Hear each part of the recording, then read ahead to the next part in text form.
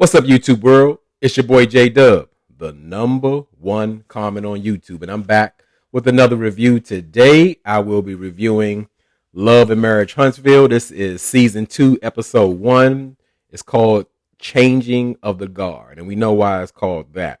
But before I get started, for those who are new to my channel, I do detailed reviews on reality shows. I may not hit every single scene. I try to pick out the most detailed parts and maybe pick up a detail or two that you may have not seen. And as I said in my intro, I am YouTube's number one commenter. So on this channel, it's all about the comments. I need y'all down there. Tell me what you think. We can debate about. And if anybody is new to the channel, look in those comments. It's the funniest place in the whole world. I'm telling you, we have a wonderful time. The only thing I ask in the comments is that we stay respectful to each other, because why? You're dealing with the Dub fam. These are our YouTube cousins, so we can have fun. We can disagree, but we do it respectfully. So let me go ahead and get started, because this is going to be a very, very long review because I was blown away. And as I told y'all from the beginning, with Love and Marriage DC, I said it, 1 year ago, whenever the show premiered, I said, listen, if you take Jamie and Arena, put them at the center of the show, and build their friends around it, it'll take off. Why? Because being a native Washingtonian, living in the DMV all my life, I lived all over this place. It's the only place I know. I know when I see real, and they are it. And that's exactly what's going on. And just from this episode, I am so excited about this season. Like, you could tell it's going to be something. You get the realness. As I told you, I don't even know how Jamie and Raina do it, because being from where we from, we're too real for TV. You know, as you can see in this episode, like, being ourselves, you can go to jail. You know, it's not that anything criminal happened, but just we get too real about everything, and we don't fake in front of nobody. And if we are, it looks like it. So let me go ahead and get into this. Let me get into this review, because it's pretty long, so y'all gonna have to bear with me. I need a refreshment before I get started, because I'm drinking my Mexican Coke, and if you never had Mexican Coke, get you one. This is the Coca-Cola from back in the day when they were using actual sugar cane instead of fructose corn syrup or whatever, and it tastes different. And it is it's legend, it's a rumor, allegedly, that they actually have small amounts of cocaine in this. I mean, I was thinking, like, maybe that's why I used to drink about 8 or 10 of them a day. I don't know. Used to make my grandmother mad, but it's good. I'm gonna try it. Yeah, you definitely could taste the difference. So if you somewhere you see some Mexican Coca-Cola, grab your case of it. It's worth it. So let me go ahead and get started. So it starts off with the Tylers and the Silvers. They meeting up, and Arena is visiting Ashley at her We Made It house. And why you call that We Made It house? It's almost like a uniform of how, like, when we get successful in this area, because this is the only area I know, when we make it, everything kind of looks the same, and that's not bad. I'm saying I'm guilty of it as well. We get the big old house is 5,000 to 7,000 square feet. You saw Arena pull up in the Range Rover. We get the Range Rovers, the Mercedes, the Maseratis. The house got 3-car garage, more than enough room for everybody. And I think it's a reason because, growing up in this area, when we were younger, we didn't have those opportunities. We were sharing bathrooms with 3, 4, 5 people. Some of us, include myself, sleeping in the living room and all that kind of stuff. So when we're able to have the finer things in life, boy, do we go after it. I'm going to tell you like that. But it kind of looks the same. Most of us want some of the same things. So anyway, let me get off of that. So Jamie, he's actually stopping by to visit Quicksilver at his radio show. And the topic comes up, like, on the live radio about the former cast members of Love and DC, Monique and Chris Samuels, and why it's called Changing of the Guard. They were like the front runners of the show. It was like it was their show, because the way Monique presented to us that Carlos King approached her about it, and she turned him down and then took it, but now she's not even on the show. And as I said, not that I have anything against Monique, because I've actually had a brief encounter with her, like in an event setting, and I can tell you the lady is so down to earth, so real deal, a sweet lady. I'm a Monique fan, fan of her personally for sure. Like no matter what kind of hate she gets out there, she's a really great person. I got an energy. I know good people when I see them. But anyway, they go to the flashbacks and show like how Monique and Chris were arguing past season, and even speculating that Monique brought Chris on the show to pretty much to divorce him. Now I don't know. I can't say that I would believe anything like that, but where it gets tricky is where Monique is like denying their separation or their divorce, and something is really going on there. You can really see it, and I like the way how Quick handled it on the radio. Like he approached it. His mindset is that he doesn't really believe what's on the internet until he knows it for sure, because they'll put anything out on you on the internet. But well, I'm gonna say in this case, where there's smoke, there's fire. It's like it's too much going on, and it really was proven when Arena and Ashley was speaking at Ashley's house, and Ashley really put it out there saying like, "Hey, look at their mansion that they live in Potomac. You telling me somebody had to move out? They had to separate? You could look at their house. Monique could live on one side of the house, and Chris could live on the other side of the house. He could live in the basement. The whole basement is like a whole nother house. So why are they needing to separate in Maryland? They just can't stay in the house, like, because nobody says like, hey, you know what? I think it's a time in our marriage I want to move to my investment property, and you just stay here with the kids. Like, no, it doesn't happen. So, and they showed Monique giving like an interview, a state like, oh, we have not separated. We're not planning to separate. We're not looking to divorce. And she reading her notes like I'm reading these notes. I'm like, I look a little sketchy. So, I'm gonna go with it. So now the Tylers, while they talking to the Silvers individually, they're inviting them to an all black party that they throwing for Jason. And he's been accepted into the Doors program, which is a program where it's for young adults that are visually impaired, or people who are visually impaired, and they train them, they teach them and train them to live independently, this is like a really big deal, because this is exactly what Jason said that he would do. And I don't know how the season's going to turn out. I hope we still get to see a little bit more of Jason, because he's like my favorite cast member. Why? Because like he reminds me so much of me. Like just when I was younger, I had the same type of goals and determination. Maybe at 16, I had my whole life planned out. What type of woman I would get married, where would I live, where I'm gonna work. And actually, I work at where I said I was going to do at 16. And maybe the other stuff didn't work out so much, but you got to listen. That's why you got to listen to yourself. But hey, I'm here for the journey. I made it here. But enough about me. Just saying, Jason was very determined, and he knew he wanted to be in the Doors program, and said that he wanted his independence. He wanted a girlfriend. He wanted his job and all that, and even said that he's going to work at Apple. He don't want to be a DJ. He wants to work at Apple, and there's no part of me that doesn't believe he's not going to make it all the way to Apple, because he has that determination. Who couldn't use a smart young man that deals with the accessibility of a phone or products? It's a no-brainer. Apple need to come grab this man up once he get out the Doors program, because I believe they will have an asset in Jason. But anyway, I would say, yeah, this is a happy time. It's a sad time. It's like it's bittersweet, because listen, they've raised him throughout his life, and now they got to let him go and be independent and be a young man on his own. That got to be tough. But it's a time of celebration. But we got some issues going on in the Tyler household.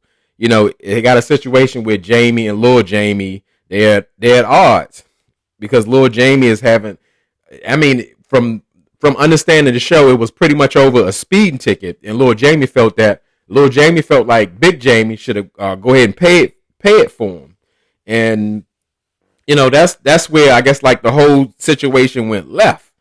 And when you automatically hear that, you definitely feel a sense of entitlement because Lil Jamie is not little for real. He's what they said he's 26 years old. So hey, like Jamie said, hey, this is your ticket.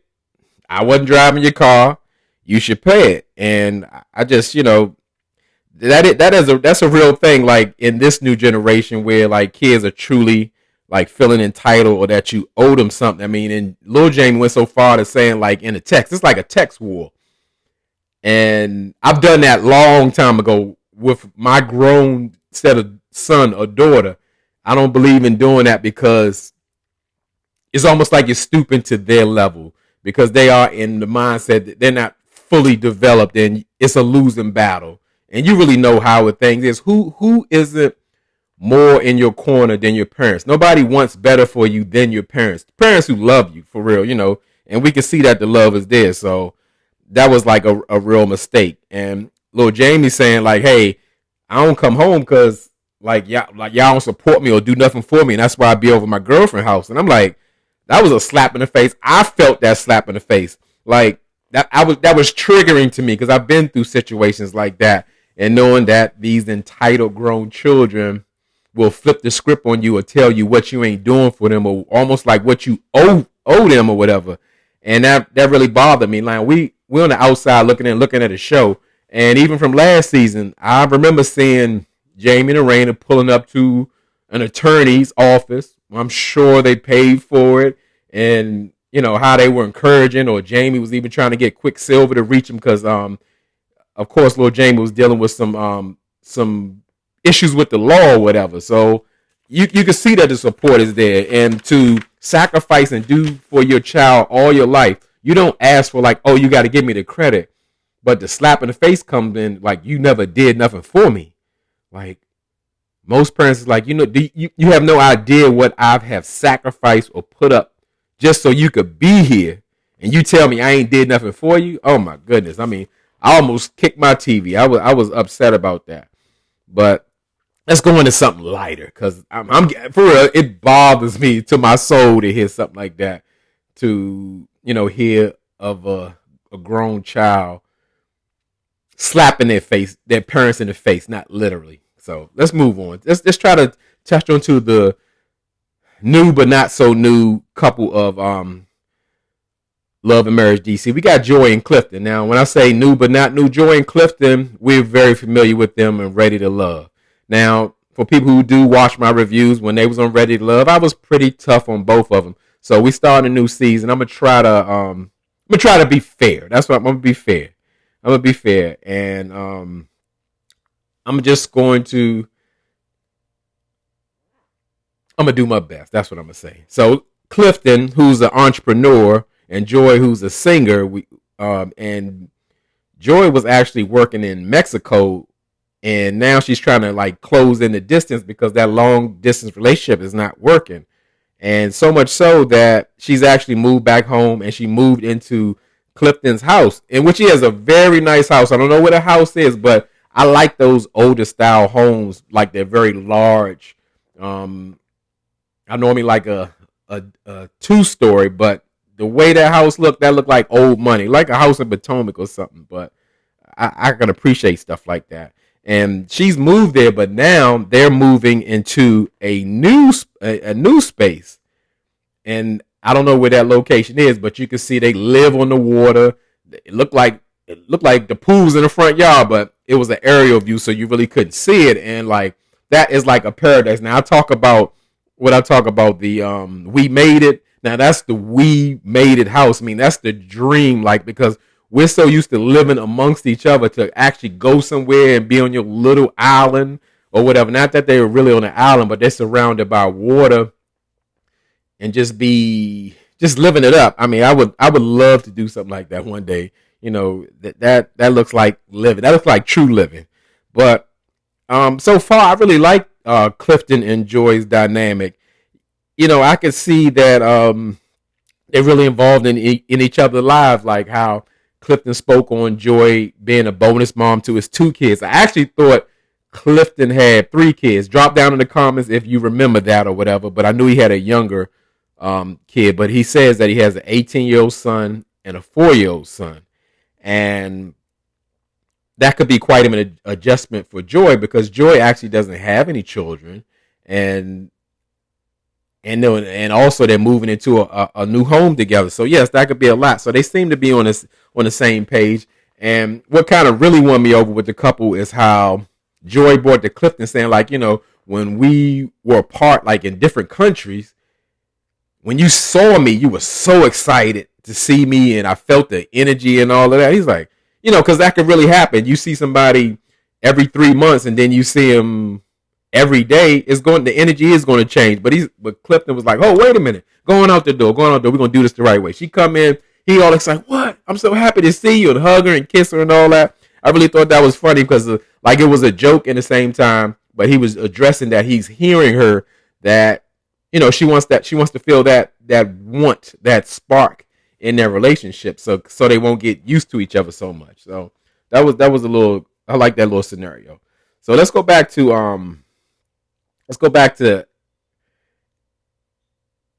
Ashley and Quick's house. And Ashley, she's actually, I guess, gearing up, getting her life in order, because her former nanny is now going to be her assistant, actually, because Ashley she's got a busy life now. Before, she was like kind of pressing Quick out of saying like, oh, you're so busy and you got to make time. She's actually gave up, throwing the towel. Now she got stuff going on, so she just gave in and just said, hey, we're going to just live our lives and do the best we can. But Quick is excited too, because he feels like he's not there so much, that Ashley needs that support, because last season we saw that she was kind of dealing with depression and everything, and having someone there when he can't be there works. And I get that, because he's gone, and I'm thinking like, how much is he gone? Because they even get into a situation where they're talking about she having to wake her son up and he's not there. I'm like, Quick working that much, he can't come home even in the morning time. I don't know what's going on. I thought he was a DJ, but I don't know what everything that he does. But before he get ready to go to work, we see they go have a chat, and they go hop on the bed, and both of their legs is hanging off the bed. DJ Fun Size and Ashley, they just having a quick talk before they go to work, because as I said, they got an issue where Ashley has to wake their 14, almost 15-year-old son to go to high school. And Quick has a real problem with that. And I get that. And when I watch them, I want to rename them Mr. and Mrs. Childhood Trauma, because they like kind of both stuck in their past, if you will. But I'm going to say more so Ashley. And it's not a name calling thing, but it's a thing where you can really see how those pasthood traumas kind of show up in their dynamic. And I can see Quick has a hard, difficult time with Ashley. He tried to put his foot down and saying like, hey, our son is not becoming independent because you continue to baby him and wake him up. Yeah, tell me what you think. Everybody got different styles. From where I come from, I probably was getting up by myself in the 4th or 5th grade. Who knows? But everybody's different. My situation was definitely totally different. I need to open that Patreon and really get into it, so I can share it with y'all, because I feel like it's a story that need to be told. But anyway, I'm gonna go. I'm gonna say like Ashley doesn't allow Quick to be the man of the house in that sense, because in a sense I think Quick should have pushed a little harder. But look, he had to run and go to work, but he understands how he wants his son to develop and grow up and be a man. Not that his mother can't play a part in it, but only Quick can teach his son to be a man.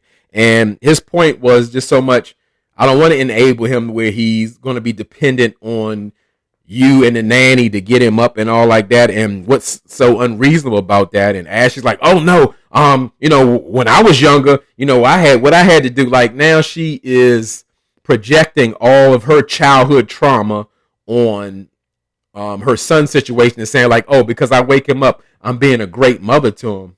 Actually, no, you're hurting him. But mama doesn't understand that, because she's living in her childhood trauma. Like, the boy's 14, 15 years old. He old enough to have a girlfriend and go to parties and all that. He old enough to wake himself up. Quick was like, yeah, so if he's late for school any of those time, let him be responsible, let him be a man. It's like, oh no, he's a baby and all that kind of stuff. And so much so, Ashley, to prove her point, is telling Quick like, hey, because like your parents weren't here, so you're missing a part of it, of like what mothering is. And I'm like, I mean, it's a fail. And uh, Quick needed to be late to work that day because that wasn't going to work. And they really got nowhere. They got nowhere. And so much so, like the argument or the debate went so left, they got into a situation where they started referring to Ashley started referring to their son as far as with Lord Jamie, and that's where I really didn't like that. Ashley told Quick, because of how you came up or whatever, you're in a different kind of mindset. So that's why you think, because when you talking to Jamie, he telling you about what he trying to tell you about how his son is and our son is totally different. And then this is where who took it to the other place is Quick. He was saying like, oh, nah, it's not like that. Our son isn't a bad kid. I'm like, whoa, see, that's the first thing caught me. Like, so if our son isn't a bad kid, that means Lord Jamie is a bad kid. Our son, he's pretty much saying our son is a great kid, but he's spoiled. Then he doubled down and said, Lord Jamie is a bad kid that's entitled. I'm like, that hit me. That hit me in the gut. I don't know how Jamie feel about that, and he can feel how he want to feel because that's his son.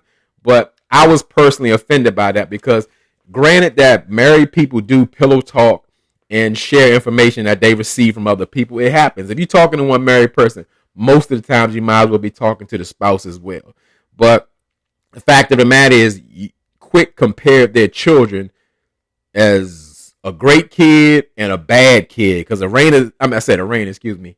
Ashley's talking about Arena told her that Lord Jamie was performing burglaries at 15 years old. So, they got two different kids. And I'm like,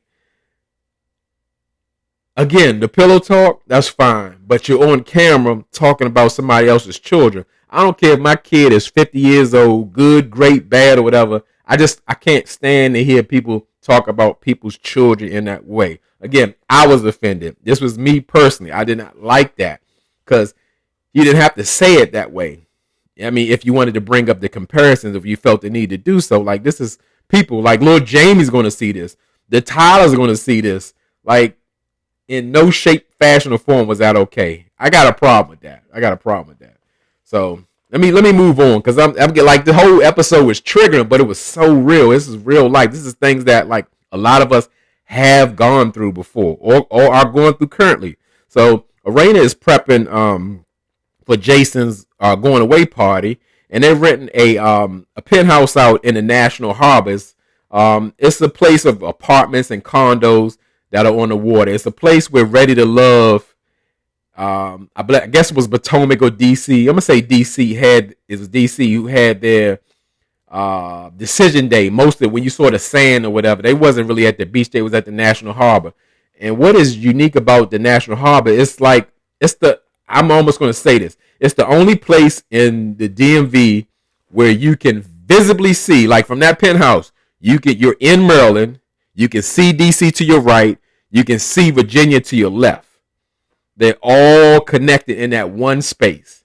And National Harbor is not a place for me. It's a very busy place. It's a place where they love to write tickets.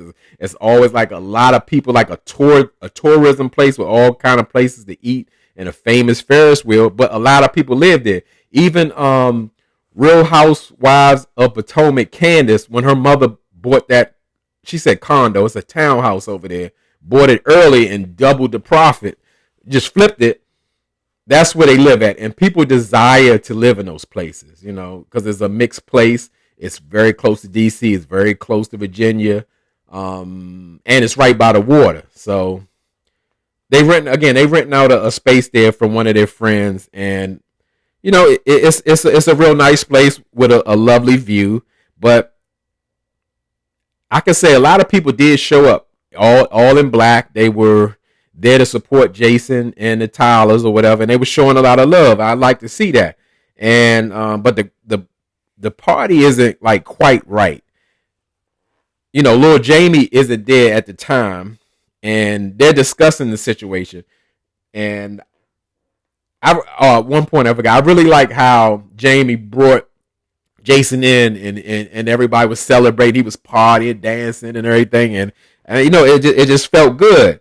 But as I said, it's like it's a dark cloud on the party, because of course Jamie and Lil Jamie are beefing, and at this point it has continued on. And what we really get to understand from Jamie's point of view, the breakdown came from when Lil Jamie didn't get a job in which he wasn't able to pass the background part. And it was more so like he was lashing out at them.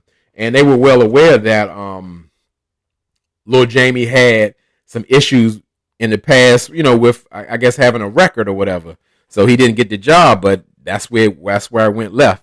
And as I say, in this time we bringing in Lil Jamie's older sister, Brittany, and she I think she has the more balanced opinion of it, because you got a side of a father, side of a son, and she's looking like in the middle, and she pretty much saying that like they have to accept Lil Jamie as he is. Those words don't sound right to me, but what she's saying is that really whatever Lil Jamie is, they've been a product of that, meaning of how he's behaving, and that's where maybe the entitlement comes from.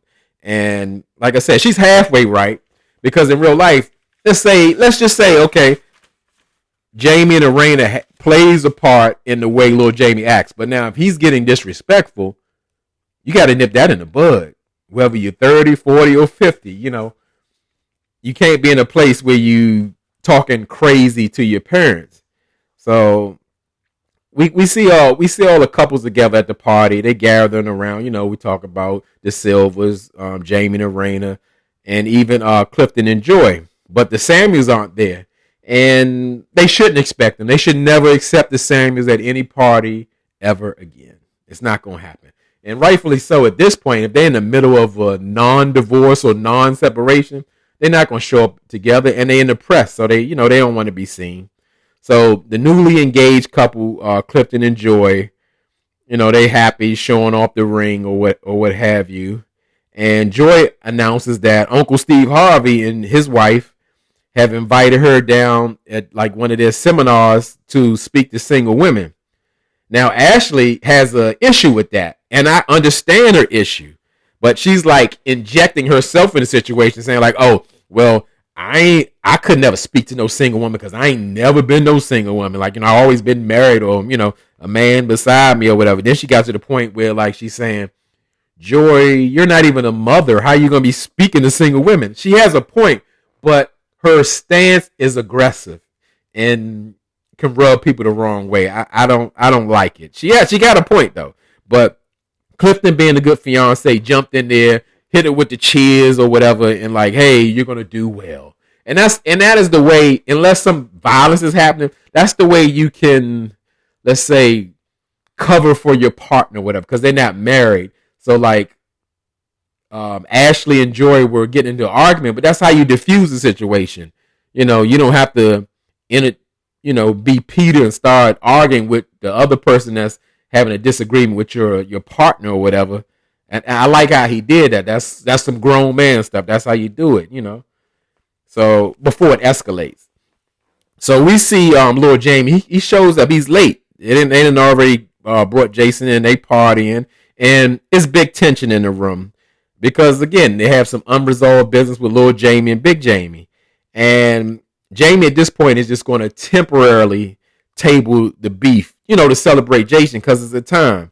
And at that point, that party got super duper emotional because they're at this point, they're letting Jason go. He's going to be on his own, doing his own thing, being independent.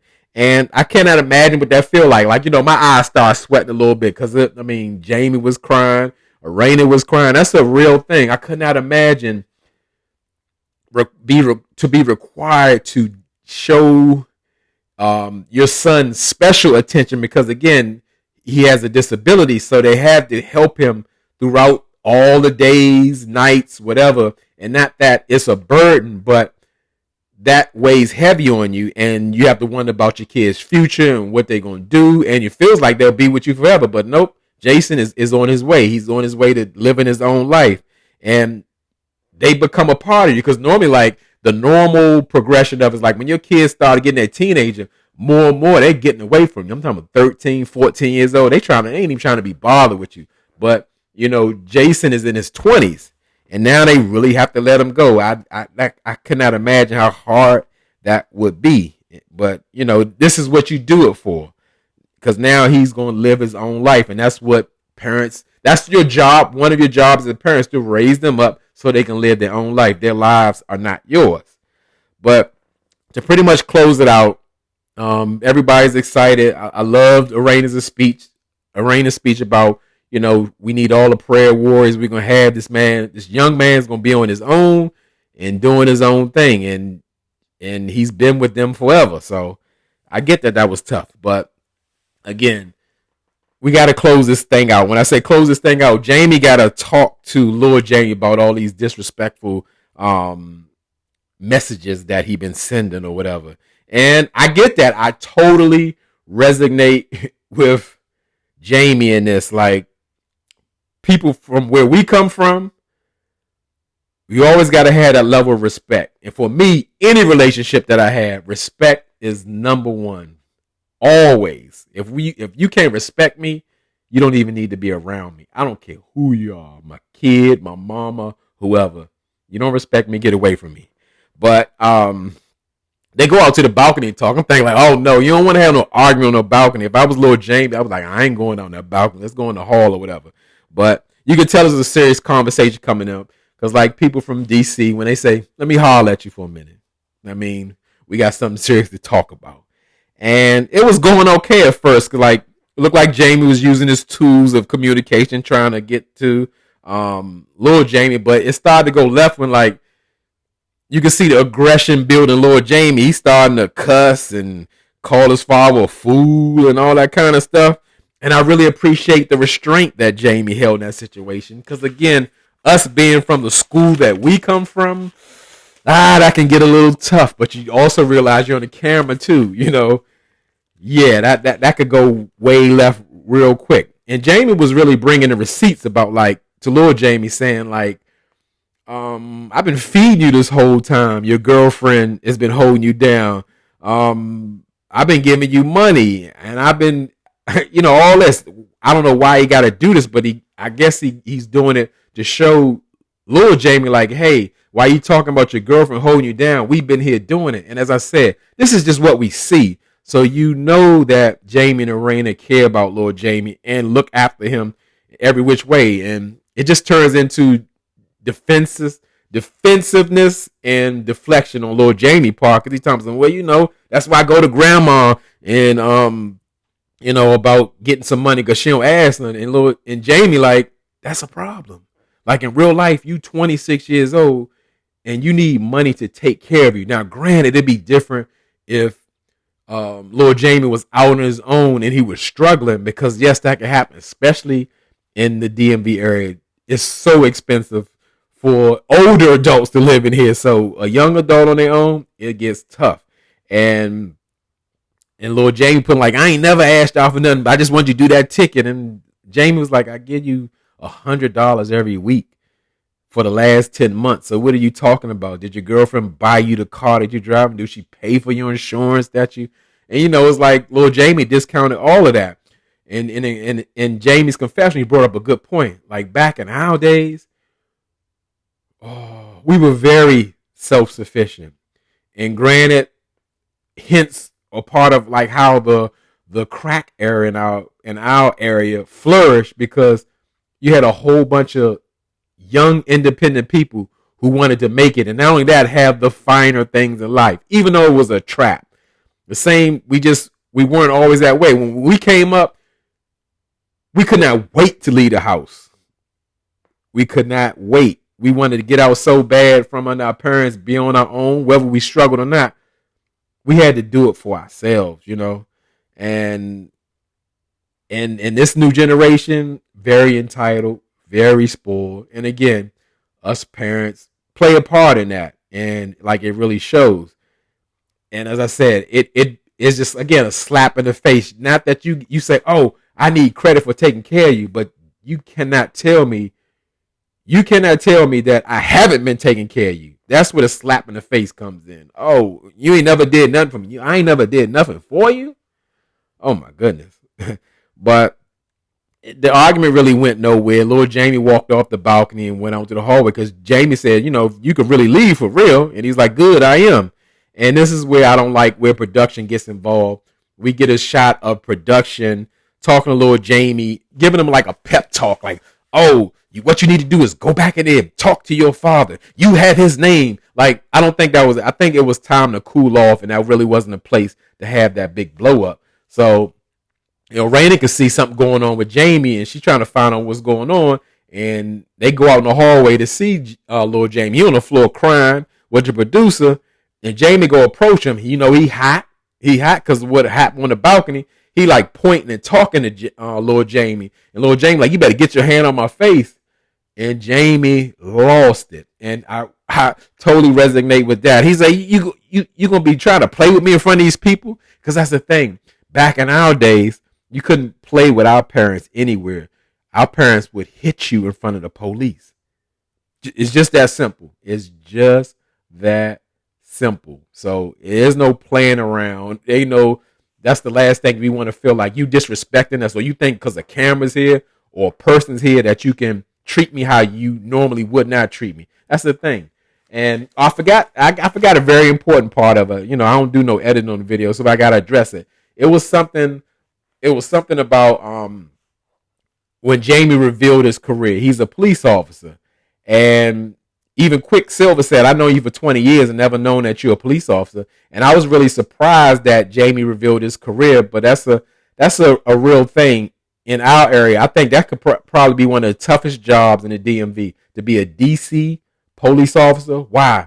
We're like the smallest, biggest capital city in town. Like, everybody knows each other. We are all connected. Like, all the time I find out, like, somebody knows who I'm related with. Sometimes I find out I have cousins who I didn't know we were related and all that kind of stuff. And to be a DC police officer, you can't tell me Jamie has not had to arrest or deal with a situation with people in his family or people he knew.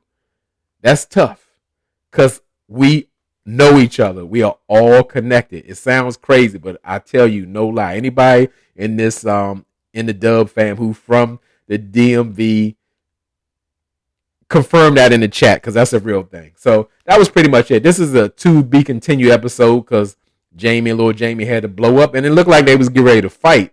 And that's the toughest part of these reality shows.